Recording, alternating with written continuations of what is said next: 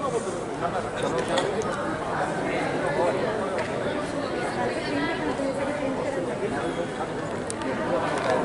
सूत्र में बांध रखा है जो सदियों से इस भूमि को परिभाषित करते आ रही है।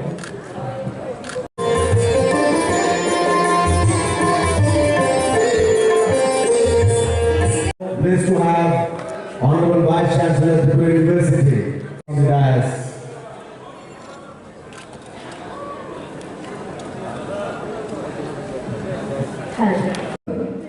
It aims to be a two-way introduction. The contribution of जहाँ कुछ ही देर में हम सब साक्षी बनने जा रहे हैं एक ऐतिहासिक क्षण के।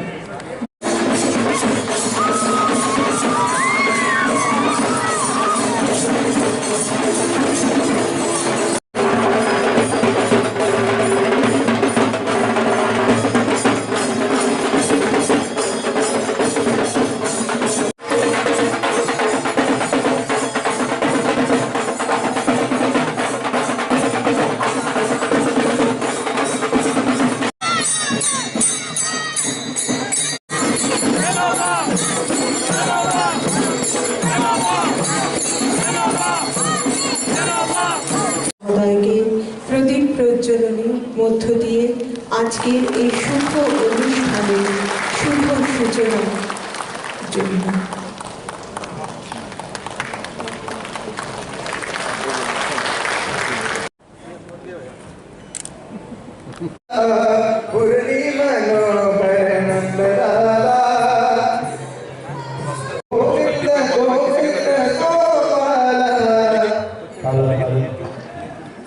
as written, literature, oral traditions, or even expressed through music, dance, or theatrical forms. Like Maharashtra.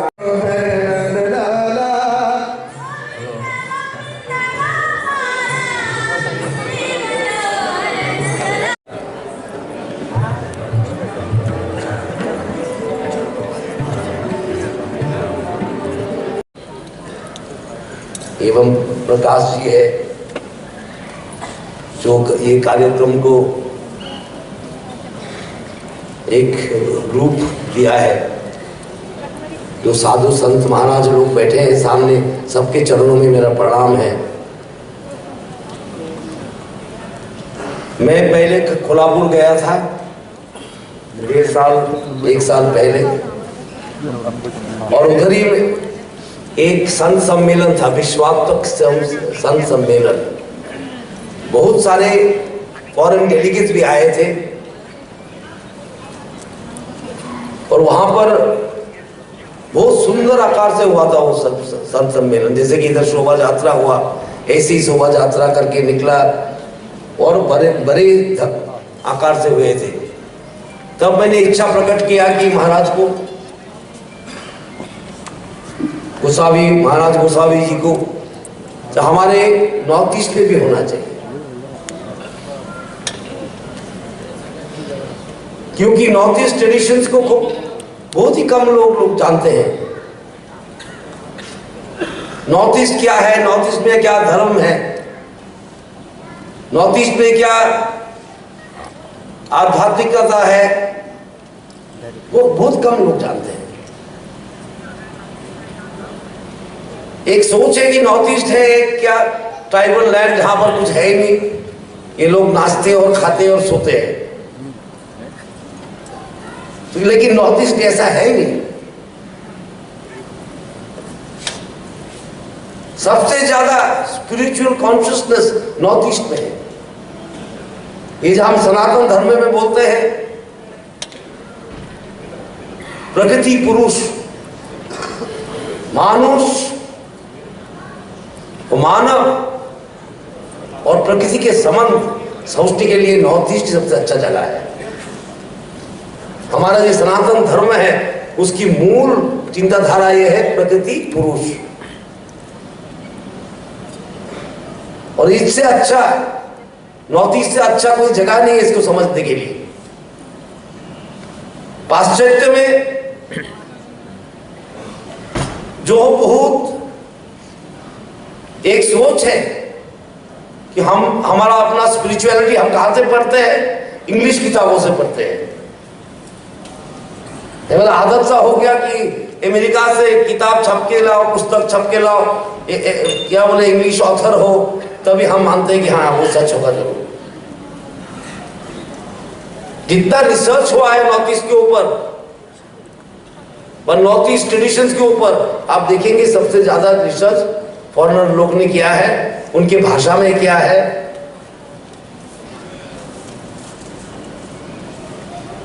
इसके बारे में बाद में बोलूंगा। मैं आज स्वागत करने आया हूं। मैं सभी को स्वागत करता हूं कि आप लोग त्रिपुरा में आए, जो बाहर से आए हैं, महाराष्ट्र से आए हैं, अरुणाचल से आए हैं, नागालैंड से, मेघालय से। एक श्लोक भी पाठ किया हुआ है इधर, बहुत सुंदर है। मेघालय, नागालैंड, अरुणाचल,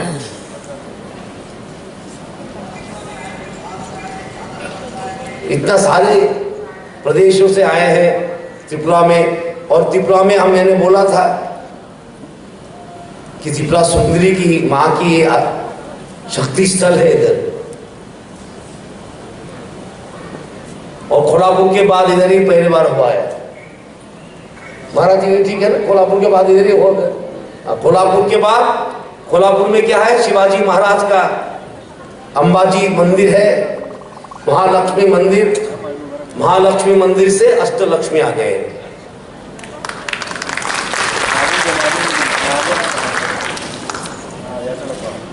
और इधर बहुत जरूरी भी था। कल मैं बोल रहा था प्रेस में, भारतवर्ष का जो बंगला में बोलता है ना, हृदय स्पंदन, heart beat of India lies in the spirituality of India. The heartbeat of India, Bharatvarsh का जो स्पंदन है, हृदय का स्पंदन, भारतवर्ष हृदय स्पंदन, भारतवर्ष स्पिरिचुअलिटी তে আছে, আধ্যাত্মিকতাতে আছে। আর সেটাই যদি আমরা না বুঝতে পারি, हम समझ नहीं सकते, तो हम भारतवर्ष को पहचाने ही नहीं। इसलिए भारतवर्ष को पहचानने के लिए, अपने राष्ट्र को पहचानने के लिए हमको वो हृदय स्पंदन सुनना पड़ेगा, इसको लेके आगे बढ़ना पड़ेगा।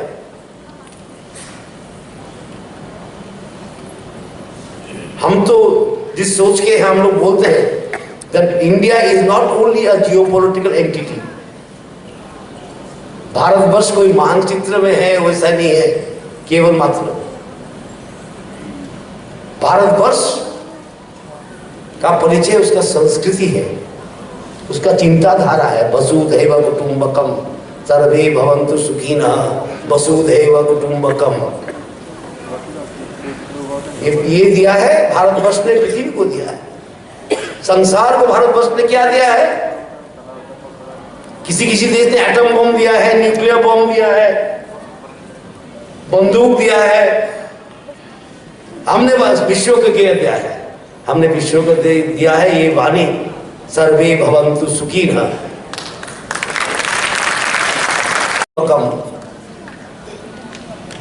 हमने विश्व को ये वाणी दिया है कि सबके जीवन में परिपूर्णता है। पूर्णमद पूर्णमिदं पूर्णात् पूर्णमुदच्यते पूर्णस्य पूर्णमादाय पूर्णमेवावशिष्यते। सबका जीवन पूर्ण हो, और ये पूर्णता लाने के लिए स्पिरिचुअलिटी के बिना होगा नहीं। कि आप लोग सबको हमारा स्वागत है। अब आए हैं त्रिपुरा में, इतना सुंदर कार्यक्रम पहले बार नॉर्थ ईस्ट में हो रहा है। You are the witness of history in the making. बहुत कम लोग हिस्ट्री इन द मेकिंग, जब इतिहास बनता है तब साक्षी रहता है। आप लोग ऐसा कुछ लोग हैं जिस हॉल में जो बैठे हैं, महाराज लोग, साधु लोग, संत लोग, बाहर से आए हमारे अतिथि लोग, यू आर द विटनेस। आप लोग साक्षी है, इतिहास के साक्षी है। बहुत कम लोग होता है। ये पहले बार संत सम्मेलन हो रहा है नॉर्थ ईस्ट में, और इससे साक्षी आप लोग हैं।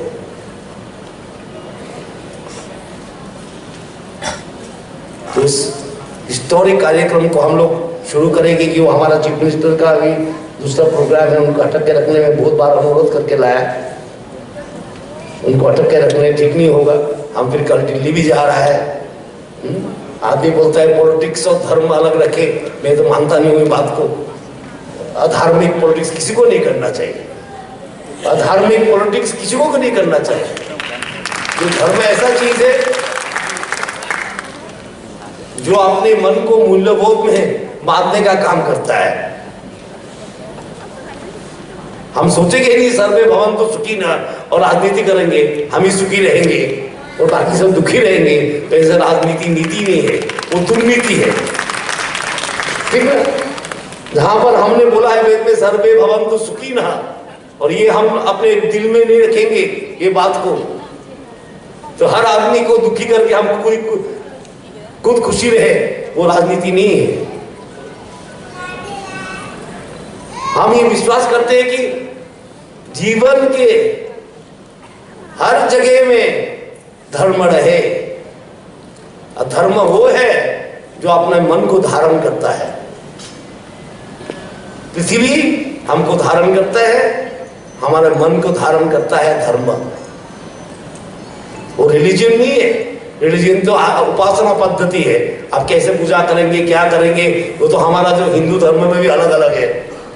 महाराष्ट्र में जैसा पूजा होता है त्रिपुरा में थोड़ी वैसा होता है। मैं खत्म करता हूँ, अंत में आगे मैं थोड़ा बोलता हूँ। ये बात एक याद आ गया, आप लोगों के साथ बहुत दिन बाद बात कर रहा हूँ कि हम तो राजनीति के हैं, जिंदाबाद मुर्दाबाद करने वाले। ठीक है, कभी कभी मौका मिलता है कि अच्छा बात भी करें, कभी कभी मौका मिलता है कि अच्छा बात भी करें। मुझे मालूम है एक पार्लियामेंट में एक बार सोमनाथ चैटर्जी सीपीएम के वरिष्ठ नेता था, उन्होंने चर्चा चल रही थी भारतीयता का, भारतीयता क्या है, भारतीयता क्या है, इसमें अंश ले रहे थे हमारे अटल बिहारी वाजपेयी जी, आदवाणी जी और सुषमा स्वराज जी। कभी रहे नहीं, बहुत ही अच्छा पार्लियामेंट्रियन था। तो सोमनाथ चैटर्जी ने पूछा, भाई ये भाई क्या भारतीयता भारतीयता कर रहे हैं आप लोग, ये भारतीयता क्या है? तो सुषमा जी, तब तो उम्र भी कम थी उनका, उन्हें खड़ा होकर बोले सोमनाथ जी आप है बंगाल के, पूरा ईस्ट के, लेकिन आपका नाम सोमनाथ है पूरा गुजरात वेस्ट के, वही भारतीयता है। तो आप लोग सबको स्वागत। ये भारतीयता का उत्सव है, जीवन को भारतीय संस्कृति का उत्सव है ये। हम लोग डिफरेंट सेशंस होंगे इधर, और इस सेशन में हम लोग बहुत डिस्कशन भी करेंगे। यूनिटी इन डाइवर्सिटी, हम तो मानते नहीं यूनिटी इन डाइवर्सिटी, हम तो बोलते हैं diversity in unity. Unity in diversity, हम यूनिटी में डाइवर्सिटी है। जैसे कि एक माला है, इसमें हर एक रंग के फूल होते हैं, गेंदा होता है, गुलाब होता है, बहुत सारे फूल होते हैं, लेकिन सूत्र एक ही होता है। पूजनीय सब संत महाराज जी और बाहर से आए हुए सब गुणीजन, भक्त और त्रिपुरा के सभी गणमान्य व्यक्ति हैं यहाँ उपस्थित, सबको मेरे तरफ से हार्दिक अभिनंदन और शुभेच्छा प्रणाम। जब मैं यहाँ पर एंट्री लिया, लेने के बाद जिस तरह यहाँ पर महल बना हुआ था, मैं कभी सोचा भी नहीं था त्रिपुरा में इस तरह एक माहौल में मुझे ये देखना पड़ेगा। इतना अच्छा लगा मुझे, और सही में मैं बता रहा हूँ, वो जहाँ तक बता रहे हैं यहाँ पर आध्यात्मिक जो चिंता और भावना, ये मुझे घुसने के जब यहाँ पर एंट्री ले रहे थे तभी मुझे पता लग गया। यहाँ पर इतना दिग्गज व्यक्ति है, इनके सामने मुझे स्पर्धा नहीं होना चाहिए कुछ बोलने के लिए इस मामले में। तो मेरे पास दो चार थोड़ा बहुत नॉलेज है, मैं आपके सामने रखना चाहता हूँ। मेरा एक्सपीरियंस है, ये आपके सामने रखना चाहता हूँ।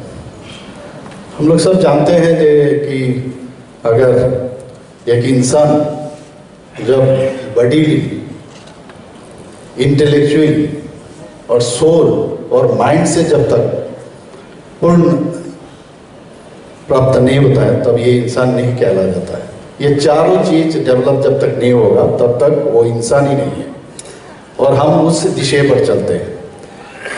और जहाँ तक आध्यात्मिक जो यहाँ पर अभी चर्चा होगा 2 दिन, यहाँ से बहुत सारी चीज वो निकलेगा।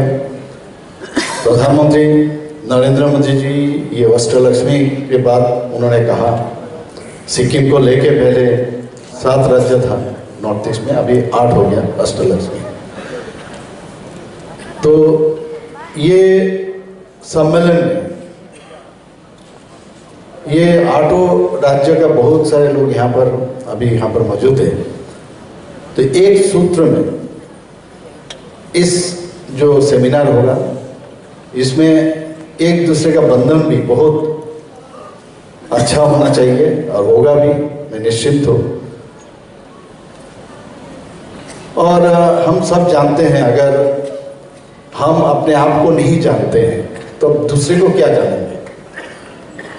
देखिए हमारा यहाँ बहुत पुराना रिवाज है योग व्यायाम, आजकल काफ़ी उसमें मोदी जी जानते हैं इस मामले में काफ़ी पूरा दुनिया को उन्होंने आह्वान किया था और योग दिवस भी मानते हैं हम लोग। तो इसका ये खाली ये नहीं है खाली ये एक व्यायाम है, ये एक फिलोसॉफी है इंडियन का। इससे अपने आप को जानना, अपना भीतर का जो हृदय का स्पंदन का बात हुआ है, जब तक इस व्यायाम से अपने आप को जानना चाहिए, मैं कौन हूँ, मैं क्या हूँ। जब तक ये आप नहीं जानिएगा दूसरे के लिए आप कुछ नहीं कर सकते। तो इसीलिए भारत का जो सनातन धर्म है ये बहुत पुराना धर्म है। इस मामले में यहाँ पर बात हो चुका है, आगे भी आप लोग बात कीजिएगा।